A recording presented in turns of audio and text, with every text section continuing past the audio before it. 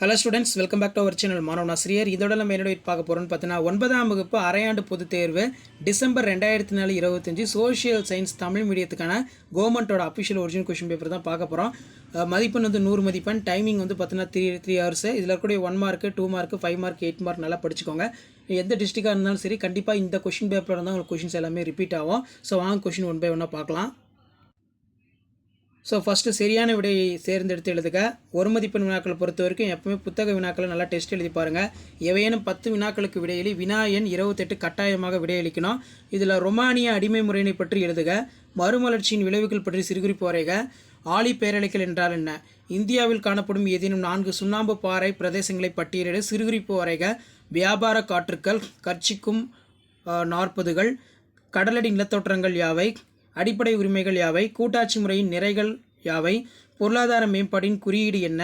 அதே மாதிரி சிறு மற்றும் குறு விவசாயிகள் வேறுபடுத்துக. உயர் சிந்தனை வினா. பாலைவனங்களில் சமப்படுத்தலின் ஒரே ஒரு காற்றாகும் ஏன்? அதே மாதிரி கீழே வந்து 5 மதிப்பெண் வினாக்கள் மேட்ச் ஷீட் கேட்டிருக்காங்க.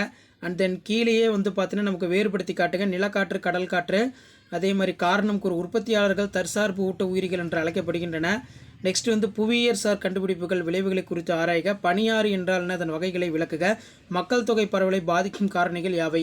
இந்தியாவில் மக்களாட்சி வெற்றிகரமாக செயல்பட தேவையான நிபந்தனைகளை விளக்குக. தேசிய மனித உரிமைகள் ஆணையம் நாம் உரிமைகளை எவ்வாறு பாதுகாக்கிறது? நிலையான மேம்பாட்டிற்கான கொள்கைகள் வரி. பணத்தின் செயல்பாடுகளை பட்டியலிடுக, ரொம்ப முக்கியம். அதே மாதிரி உலக வரைபடத்தில் பின்வரும் இடங்களை குறிக்க சொல்லியிருக்காங்க. ஸோ நெக்ஸ்ட் வந்து இரு தலைப்புகளுக்கு விடையளிக்க கேட்டிருக்காங்க. இதனெல்லாம் படிச்சுக்கோங்க, ரொம்ப ரொம்ப முக்கியம்.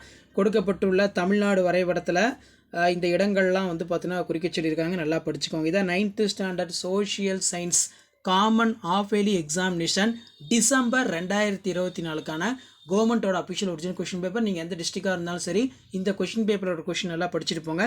வீடியோவும் ஃப்ரெண்ட்ஸுக்கு ஃபார்வர்ட் பண்ணுங்கள். வீடியோக்கு ஒரு லைக் கொடுங்க. தேங்க்யூ.